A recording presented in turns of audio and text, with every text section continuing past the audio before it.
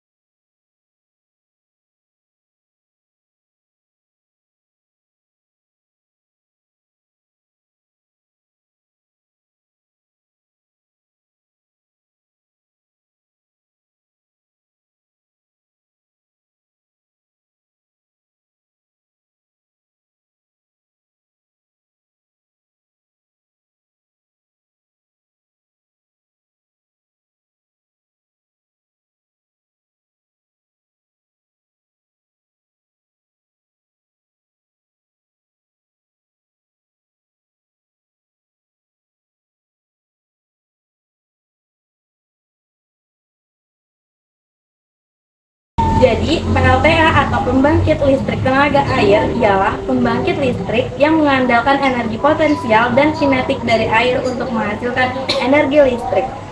Hidroelektrik adalah energi listrik yang dibangkitkan dari pembangkitan ini. PLTA mempunyai 4 komponen utama, yaitu waduk atau bendungan, saluran pelimpah, gedung sentral, dan serandang hubung atau unit transmisi yang mengalirkan produksi listrik ke konsumen. Komponen utama dari PLTA adalah motor yang dihubungkan ke turbin yang digerakkan oleh tenaga kinetik air. Secara luas, pembangkit listrik tenaga air tidak hanya berupa air dari sebuah waduk atau air terjun, tetapi juga meliputi pembangkit listrik yang menggunakan tenaga air dalam bentuk lain seperti ombak. Kincir air merupakan penerapan dari salah satu teori fisika, yaitu fluida dinamis. Fluida adalah zat-zat yang mampu mengalir dan yang menyesuaikan diri dengan bentuk wadah tempatnya. Jadi, fluida dinamis adalah fluida yang bergerak.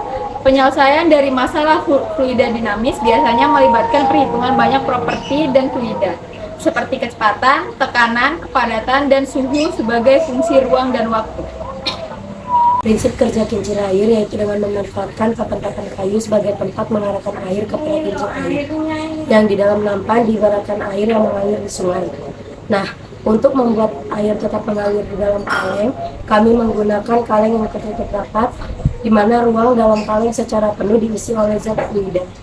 Air masuk melalui sedotan, lalu masuk menuju lubang yang berada di bagian atas kaleng. Setelah tekanan dan volume zat di dalam kaleng-kaleng bertumpukan atau penuh, maka air terdorong keluar melalui lubang yang berada di bagian bawah kaleng. Alat peraga yang kami buat juga berkaitan dengan hukum Bernoulli. Hukum ini berlandaskan pada hukum kekekalan energi yang dialami oleh aliran fluida. Hukum ini menyatakan bahwa tekanan dengan energi potensial persatuan volume dengan energi kinetik persatuan volume memiliki nilai yang sama di titik sepanjang garis arus. Nah, contoh penerapan hukum Bernoulli yang paling sesuai dengan alat peraga yang kami buat adalah teorema Torricelli atau laju F-loop. Dijelaskan bahwa titik 1 adalah permukaan wadah dan titik 2 adalah permukaan lubang keran. Karena diameter permukaan lubang keran lebih kecil dibanding diameter wadah, maka kecepatan zat cair di permukaan wadah dianggap 0 atau V1 sama dengan 0. Karena permukaan wadah dengan permukaan lubang ini terbuka, sehingga tekanannya sama dengan tekanan atmosfer, atau P1 sama dengan P2.